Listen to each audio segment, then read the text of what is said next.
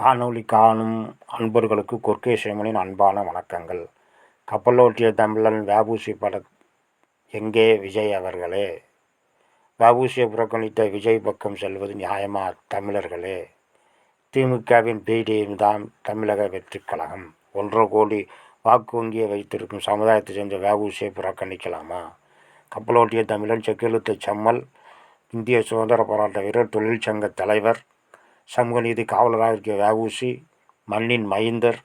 அவருடைய கொள்கையையும் அவரையும் புறக்கணித்த தமிழக வெற்றி கழகத்தினுடைய விஜய் அவர்களுக்கு கடுமையான கண்டனத்தை தெரிவிக்கொள்கிறோம்.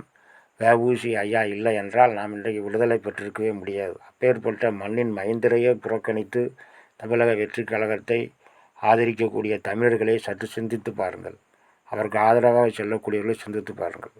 1.5 கோடி வாக்கு வங்கி வைத்திருக்கும் சமுதாயத்தின் வ.உ.சியை புறக்கணிக்கலாமா? இதான் எங்களுடைய கேள்வி.